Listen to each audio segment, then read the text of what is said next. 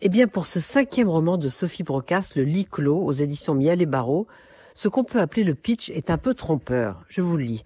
En novembre 1924, un vent de colère a submergé Douarnenez.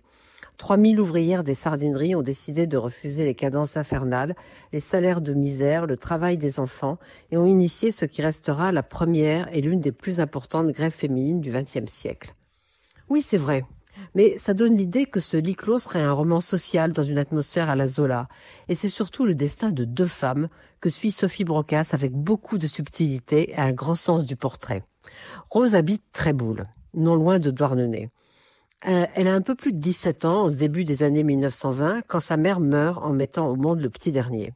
Son père lui dit qu'elle va devoir aller à la sardinerie. Il a besoin qu'elle rapporte de l'argent à la maison. Alors évidemment, ça ne lui plaît pas beaucoup. Elle découvre la dureté de cette usine, la brutalité des contremaîtres. Mais il y a là une personne qui ne ressemble pas aux autres. Elle s'appelle Louise. On dit que c'est une rouge, donc vous imaginez la réputation. Elle chante. Elle a une très belle voix.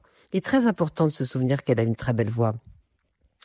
Louise a un passé. Elle est veuve d'un syndicaliste. Elle a vécu à Paris. Elle a combattu. Elle va être l'une des âmes de la Grande Grève. Et elle va aimer Rose.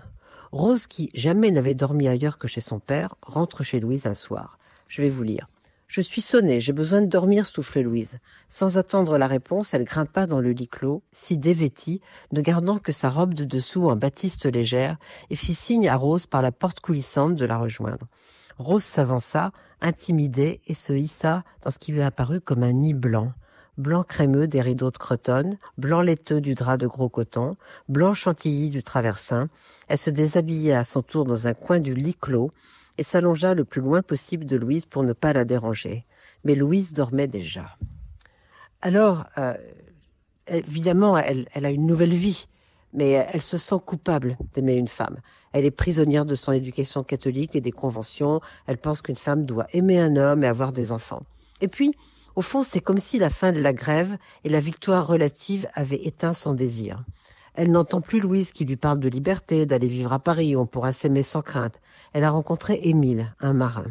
Alors, sans prévenir, Louise la quitte, prend le train pour Paris et là, le livre bascule dans sa deuxième partie. La première partie est écrite à la 3e personne et se passe en effet à la sardinerie globalement. La deuxième partie est à la première personne. C'est Louise et Rose qui prennent alternativement la parole. Eh bien, je vous laisse découvrir leur destin. Je vous rappelle seulement que Louise chante très bien et que Rose veut un enfant, qu'elle finit par avoir, dans des circonstances peut-être un peu troubles. Mais c'est une fille, ce qui déplaît beaucoup à son mari Émile. Eh bien, s'il y a une morale à cette belle histoire, c'est que ne pas oser la liberté coûte très cher. Alors vraiment, ne manquez pas ces beaux portraits de femmes, des femmes du XXe siècle, du début du XXe siècle, dans le lit clos. Vous savez ce que c'est qu'un lit clos? Je vous recommande aussi. Donc c'est le lit clos de Sophie Brocasse, c'est chez Miel et Barreau.